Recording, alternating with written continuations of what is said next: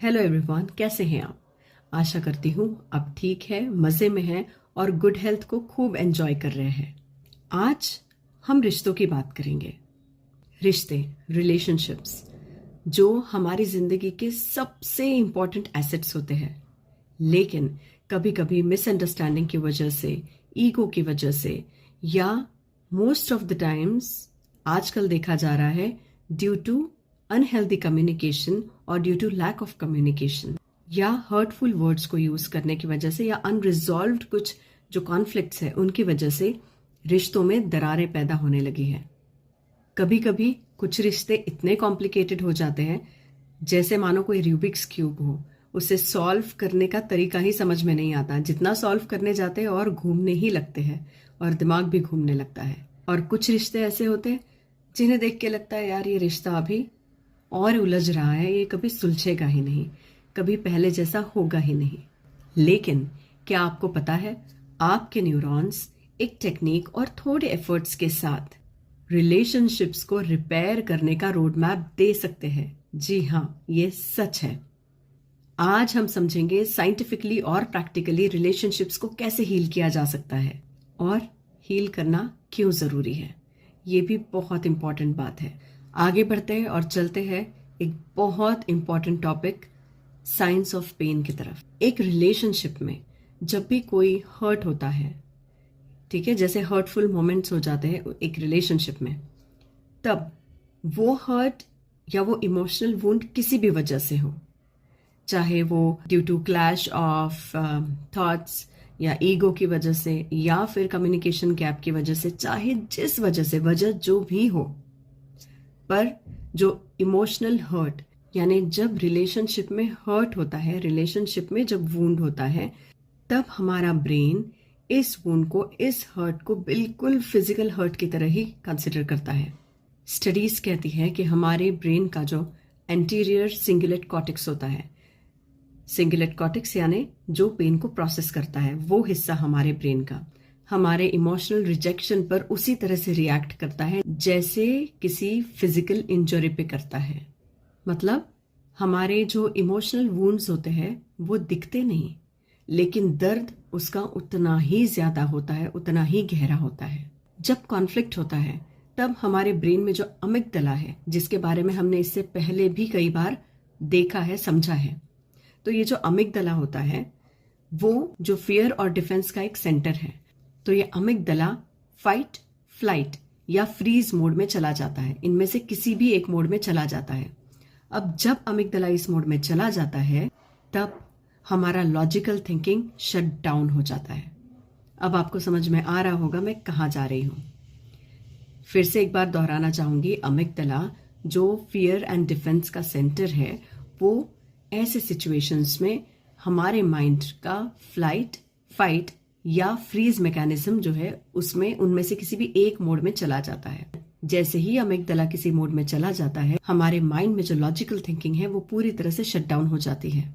इसका मतलब ये है कि जब आर्ग्यूमेंट्स होती है लोगों में, दो लोगों में या जिसमें भी प्रॉब्लम्स चल रहे हो, तो जब आर्ग्यूमेंट्स होती है तब हमारा माइंड और हमारी बॉडी डिफेंड करने में और अटैक करने पर ही फोकस करती है और रिजॉल्व करने पर नहीं। हमारा लॉजिकल थिंकिंग पूरी तरह से बंद हो जाता है, शट डाउन हो जाता है। इश्यूज रिजॉल्व करने पर जरा भी फोकस नहीं होता। और फिर हम कहते हैं देखो गुस्से में कुछ भी अनशन बातें कर रहे हैं, देखो गुस्से में कुछ भी बोल देते हैं। और हो सकता है हमें भी बाद में महसूस हो कि यार गुस्से में तो मैंने बहुत कुछ बोल दिया, ये तो नहीं बोलना चाहिए था, है ना। तो ये है science behind how we react and whatever we say, हम क्यों कहते हैं। अब ये जानते हैं क्यों रिलेशनशिप्स को हील करना जरूरी है। हम कुछ लोग तो ये भी कहते हैं छोड़ो, रिलेशनशिप हो गया तो गया, बिगड़ रहा है तो बिगड़ रहा है, जैसे तैसे काट लेंगे हम जिंदगी, है ना। तो रिलेशनशिप्स को हील करना बहुत जरूरी है। क्यों? क्योंकि ये सिर्फ आपको इमोशनल डैमेज नहीं देता है, ये आपकी फिजिकल हेल्थ को भी डैमेज करता है, आपकी मेंटल हेल्थ को डैमेज करता है, मेमोरी लॉस हो सकता है, मेंटल पीस आपका भाग जाएगा और चांसेस है कि आपके फ्यूचर रिलेशनशिप्स इस वजह से इफेक्ट हो। इसलिए अनरिजॉल्व कॉन्फ्लिक्ट्स को रखना बिल्कुल ठीक नहीं है। चलिए आगे बढ़ने से पहले थोड़ा और साइंस देख लेते हैं। जो अनरिजॉल्व कॉन्फ्लिक्ट्स होते हैं ना, ये अनरिजॉल्व कॉन्फ्लिक्ट्स हमारे बॉडी में कॉर्टिसोल को बढ़ाता है। कॉर्टिसोल क्या होते हैं? ये होते हैं हमारे स्ट्रेस हार्मोन्स। ये इन्हें बढ़ाता है। नतीजा नींद उड़ जाती है, यानी हमारी एंजाइटी बढ़ जाती है, स्लीपलेसनेस बढ़ जाती है और हमारी इम्यूनिटी भी लो होने लगती है। इसीलिए झगड़ा होने के बाद देखिए नींद उड़ जाएगी, अच्छी से नींद नहीं आएगी, नींद की गोली लेके सोएंगे एंड एंजाइटी भी बढ़ी हुई रहेगी।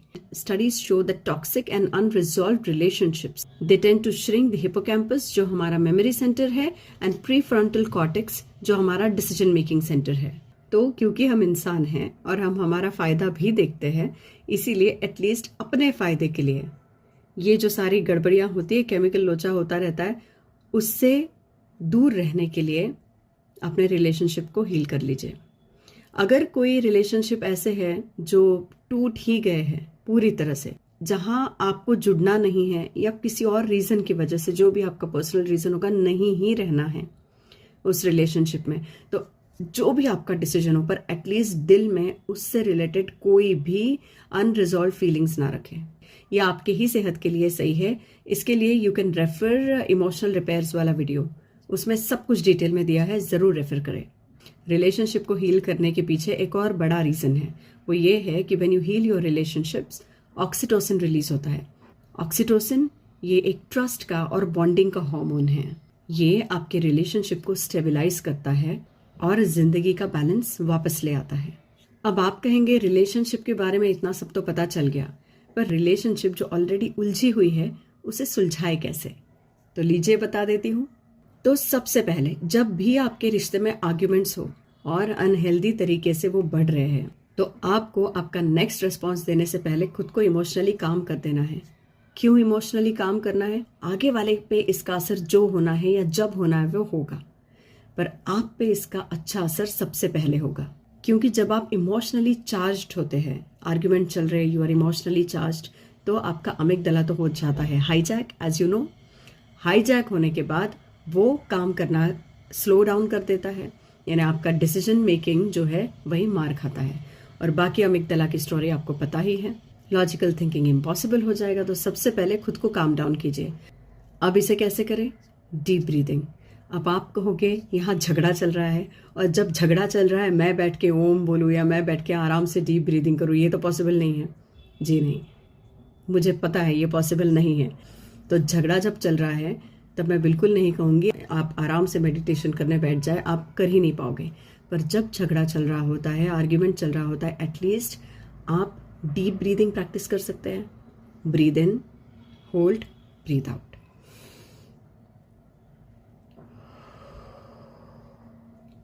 मुंह से सांस बाहर निकालिए, नाक से सांस अंदर लीजिए, होल्ड, इतना ही करना है। ये तो हम कर ही सकते हैं, भले ही मुंह छुपा के कीजिए, कर लीजिए, है ना। भले ही गुस्से में दूसरी जगह देख के कीजिए, पर कीजिए जरूर। इससे क्या होगा, आप ना बड़े कामली रिस्पॉन्ड कर पाएंगे। तो आप रिएक्ट नहीं करेंगे, आप रिस्पॉन्ड करेंगे किसी भी चीज को। और आपको पता होगा आप क्या बातें कर रहे हैं, कहाँ आपको आपकी जुबान पे कंट्रोल करना है, और आपके एक्शंस को किस तरह से आप कंट्रोल में रख सकते हैं, ये सारी चीजें। तो ये है सबसे बेस्ट तरीका। आप देखेंगे कूल डाउन होगा आपका माइंड, डिसीजन अच्छी से ले पाएंगे। इसका मतलब वाइजली आप आगे वाले को रिप्लाई कर पाएंगे, शांति से, कुछ सोच समझ। दूसरा यहाँ बड़ा अच्छा पॉइंट है empathy. Like you don't sit and cry, you don't, अगर वो भी गुस्से में है तो आप बैठ के रोते नहीं हो, गुस्सा नहीं करते हो, पर आप उस समय आपका विजडम यूज करके सोचते हैं कि ये क्यों ऐसा कर रहा है, why this person is behaving in such वे।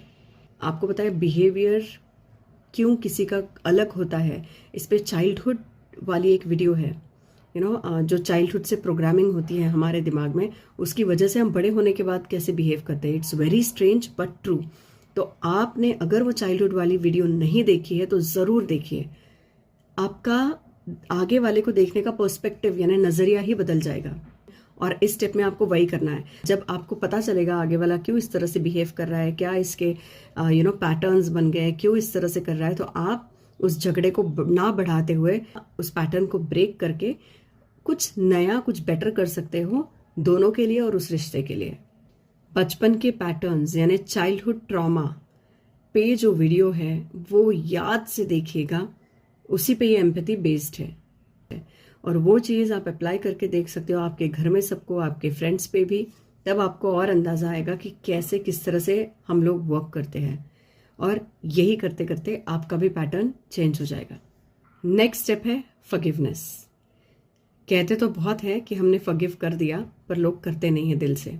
उनके लिए हेट्रेड या उनके लिए एक रिवेंजफुल एटीट्यूड वो कहीं ना कहीं कई बार दिल में होता है, पर जब आप फॉरगिव करते हो तो ये गायब हो जाता है एटीट्यूड। तो फॉरगिवनेस से आपके न्यूरॉन्स को आप रिवायर करते हो, आपके उसी नेगेटिव लूप को भी ये फॉरगिवनेस तोड़ देता है। और फॉरगिव जब आप करते हो तब आप ब्रेन को सिग्नल भेजते हैं कि भैया ये जो पुराना पैटर्न था मैं उससे बाहर निकल गया हूँ, अभी वो हमें कंट्रोल नहीं कर रहा है। यानी ब्रेन फ्री हो जाता है आगे काम करने के लिए। ठीक है, साथ ही में good news is forgiveness serotonin और डोपामिन रिलीज करता है, जो ब्रेन को रिलैक्स और रिफ्रेश्ड रखता है, अंदर से आपको पूरी तरह से हील कर देता है। And remember, forgiveness is not for you, not for them, it's just about releasing your pain and setting yourself free from all these painful things. इसीलिए फॉरगिव करना है। कुछ दिनों पहले मेरी एक फ्रेंड से बात हुई and she told me, you know what, I can forget them, I can forget whatever incident, पर मैं कभी forgive नहीं करूँगी। आपको पता है ये एक चीज़ डिफ़िकल्ट हो सकती है पर नामुमकिन नहीं। एक बार आपने बुरी से बुरी किसी इवेंट के लिए किसी को forgive कर लिया ना, तो छोटे मोटे इवेंट के लिए तो आसानी से forgive कर दोगे। और ये सिर्फ मेरी फ्रेंड की नहीं, ऐसे कई लोगों के साथ सेम चीज़ होती है। Forgiveness is difficult for them, but if you see उसमें आपका क्या फ़ायदा है तो आप ज़रूर करेंगे। और आपका क्या फ़ायदा है, यही सब जो अभी गिनवाया है। आप फ्री हो जाओगे इस पेन से और आप फ्री रहोगे आपके ग्रोथ के डायरेक्शन में चलने के लिए। हील होने का एक सबसे अच्छा फाउंडेशन, या किसी भी रिलेशनशिप का सबसे अच्छा फाउंडेशन पता है क्या है? Healthy communication. आपका रिलेशनशिप आपके पार्टनर के साथ, आपके बच्चों के साथ, किसी के भी साथ हो, healthy communication is the key. इसके भी सारे डिटेल्स इमोशनल रिपेयर्स वाली वीडियो में मिल जाएंगे, but this is the fact. So healthy communication, जहाँ कोई बड़ा कोई छोटा नहीं होता है, एक मैच्योरिटी के साथ बात की जाती है। एक बोल रहा होता है तो दूसरा लिसनर होता है, फिर जब दूसरा बोल रहा होता है तो पहला लिसनर हो जाता है। हेल्दी कम्युनिकेशन भी आप तब करेंगे जब आप कामनेस की तरफ एक कदम आगे बढ़ाते हैं। इसे ही तो मैच्योरिटी कहते हैं, है ना। आखिरी एक दो और चीज़ें बता देती हूँ। ये नेक्स्ट वाली बड़ी अच्छी टिप है। आप रिलेशनशिप को रिपेयर कर सकते हैं थ्रू योर एक्शंस। तो एक बार जब सॉरी कह दिया आपने, दूसरी बार सॉरी कह दिया, तीसरी बार सॉरी किया, try not to repeat the same mistake. जब छोटी छोटी चीज़ें आप रिलेशनशिप में करते हैं, जैसे नोट लिखना, छोटा सा एक लेटर रख देना, नोट लिख के रखना, ये सारी चीज़ें ना छोटी सी है, but these are not silly things.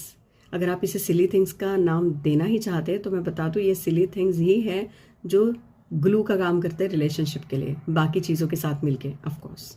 सो छोटी छोटी चीज़ें कीजिए, छोटे मोटे एक्शंस लीजिए, जिससे रिवाइव हो रिलेशनशिप, दोबारा अच्छी हो, कुछ नया मिले खिलखिलाने के लिए, अच्छी बातें करने के लिए। ये छोटे मोटे जेस्चर्स बड़े काम आते हैं, ट्राई ज़रूर कीजिएगा। और आखिरी टिप जो बेहद ज़रूरी है वो है हीलिंग योरसेल्फ फर्स्ट। आपका रिश्ता दूसरों से कैसा है, ये डिपेंड करता है आपका रिश्ता खुद के साथ कैसा है इस बात पर।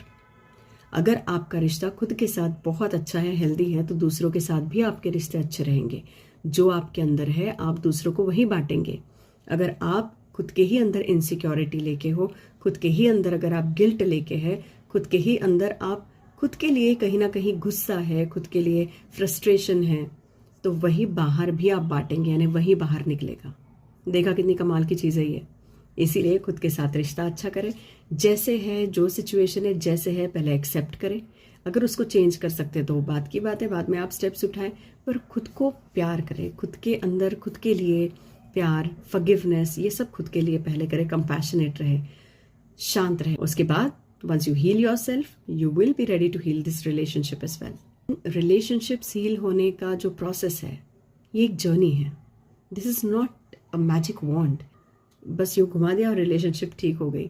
नहीं, ये एक जर्नी है, इसे एंजॉय करना चाहिए। जो हम उसके लिए प्रयास करते हैं उनका भी असर दिखेगा, क्योंकि आप उस प्रोसेस को एंजॉय कर रहे हैं। जब आप एम्पैथी, एफर्ट और पेशेंस के साथ काम करते हो ना, तब इम्पॉसिबल लगने वाले भी रिलेशनशिप्स हील होने लगते हैं। ट्रस्ट मी, ये बात आपको बता दूं और आपके जरिए जिन्हें ये वीडियो आप फॉरवर्ड करने वाले हैं उनके लिए भी मैसेज है कि याद रखिए, broken relationship is not and never the final chapter. It's an opportunity to rebuild everything with strength and compassion and calmness. क्योंकि जैसे न्यूरॉन्स नए कनेक्शंस बनाते हैं, उसी तरह से रिलेशनशिप्स न्यू बिगनिंग्स दे सकती है। किसी एक रिलेशनशिप के लिए जिसे आप जेन्युइन एफर्ट्स देके रिपेयर करना चाहते हैं, हील करना चाहते हैं, उस रिलेशनशिप के लिए आज से ही एफर्ट्स ले और इतने सारे तरीके बता, उसमें से कोई भी या कितने भी तरीके यूज करके आप उस रिलेशनशिप को हील कीजिए।